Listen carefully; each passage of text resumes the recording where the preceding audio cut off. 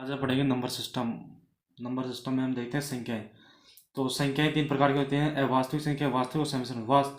अवास्तविक संख्याएं वे संख्याएं होती हैं जो किसी भी संख्या का वर्ग एक ऋणात्मक संख्या हो, यानी किसी भी संख्या का वर्ग हो और वो एक ऋणात्मक संख्या, वो अवास्तविक संख्याएं कहलाते हैं। और वास्तविक संख्याएं वो सकती हैं जो माइनस अनंत से लेकर प्लस अनंत तक जाती हो, मतलब कोई भी संख्या हो, बटे में हो, माइनस में हो, प्लस में हो, वो सभी संख्याएं वास्तविक संख्या के सम्मिश्रण संख्याएं, इन दोनों का मिश्रण सम्मिश्रण संख्याएं कहलाती हैं।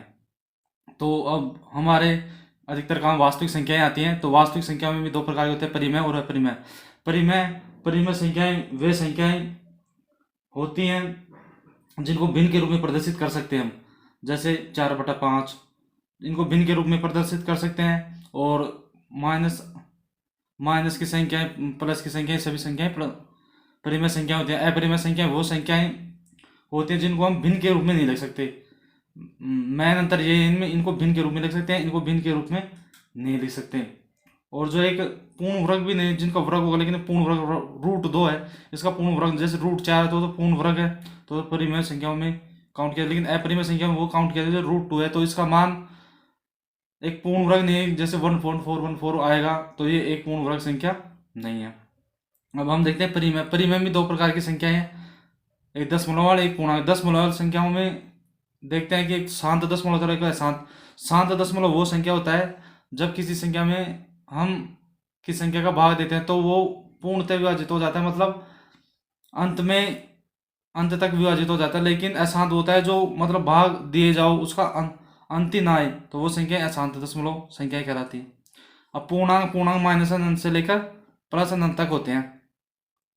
तो पूर्णांक में आप सभी जानते हैं ऋणात्मक जो माइनस की संख्या होती है उन्हें ऋणात्मक पूर्णांक, शून्य शून्य, एक, जीरो जीरो, शून्य है। और धनात्मक जो प्लस वाले होते हैं वो सभी धनात्मक पूर्णांक होते हैं। तो अब हम और भी संख्याओं से संबंधित देखते हैं। प्राकृत संख्याएं। प्राकृत संख्याएं वे संख्याएं होती हैं जो एक से स्टार्ट होती हैं, एक से स्टार्ट होकर अनंत तक जाती हो, अनंत तक,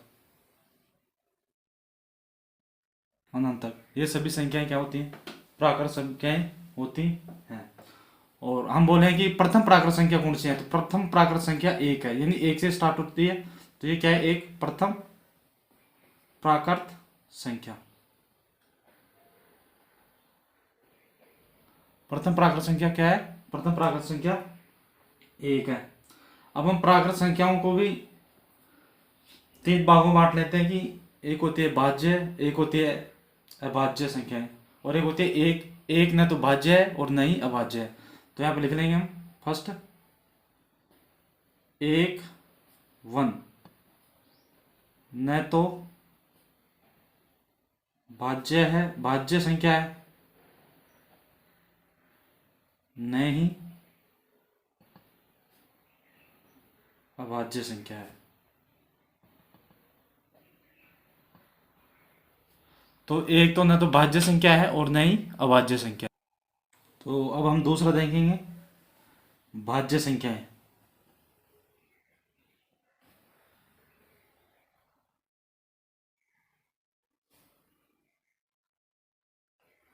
तो भाज्य संख्याओं में देखेंगे जिस संख्या में एक, यानी जिस संख्या में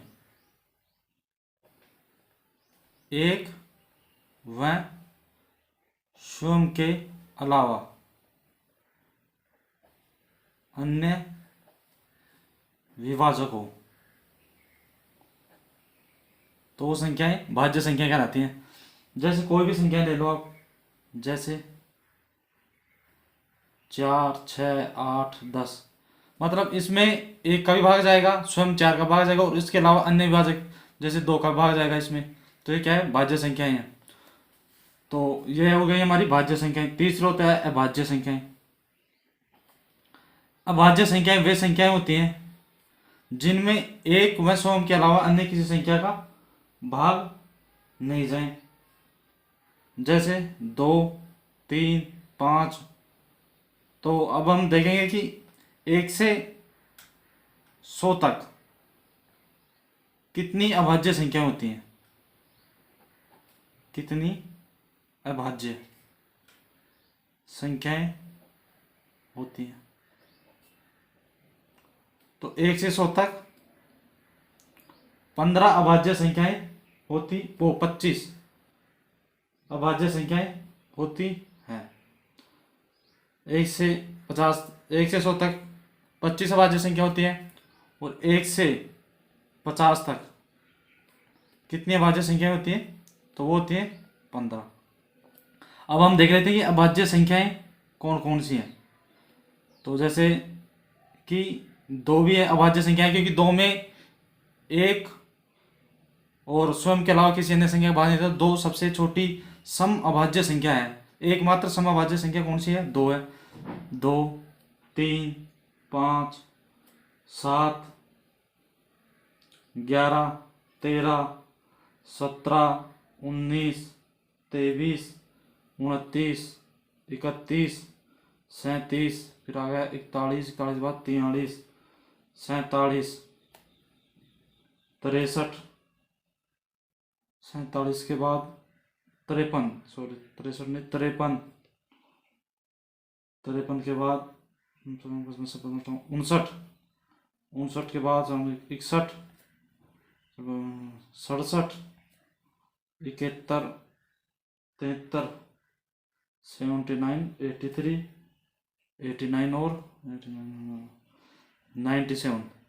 ये हमारी 25 अभाज्य संख्याएं हैं, जिनमें से शुरू की ये जो 15 है, ये 50 से कम देखो 15 होगी। 1, 2, 3, 4, 5, 6, 7, 8, 9, 10, 11, 12, 13, 14, 15। 15 तो मतलब 1 से 50 तक कितनी अभाज्य संख्या होंगी? 15। और 1, 2, 3, 4, 5, 6, 7, 8, 9, 10, मतलब टोटल 25। 1 से 100 तक कितनी अभाज्य संख्या होती हैं? 1 से 100 तक 25 अभाज्य संख्याएं होती हैं। अब हम दूसरा देखते हैं कि ये तो होगी प्राकृत संख्याएं। अब देखते हैं हम कि पूर्ण संख्याएं। पूर्ण संख्याएं कौन सी होती हैं? पूर्ण संख्याएं 0 से स्टार्ट होती हैं, 0 से स्टार्ट और अनंत तक जाती हैं। प्राकृत संख्याओं और पूर्ण संख्या में यह है कि प्राकृत संख्या 1 से स्टार्ट होती है और पूर्ण संख्या 0 से स्टार्ट होती है। तो इनको हम बोल सकते हैं कि यदि प्राकृत संख्याओं में 0 भी शामिल कर लिया जाए तो संख्याएं पूर्ण संख्याएं होती हैं। अब पूर्ण संख्याओं में भी देखते हैं कि हम एक होते हैं सम संख्याएं और एक होती है विषम संख्याएं।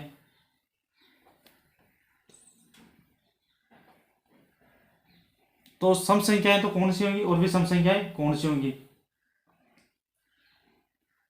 जैसे सम संख्या होंगी 0, 2, 4, 6, 8।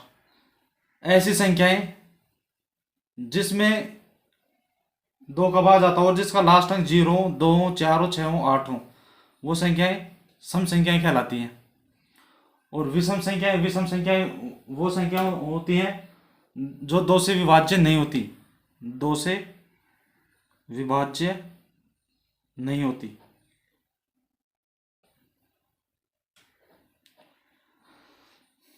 जीरो को हम सम संख्या की श्रेणी में रखेंगे।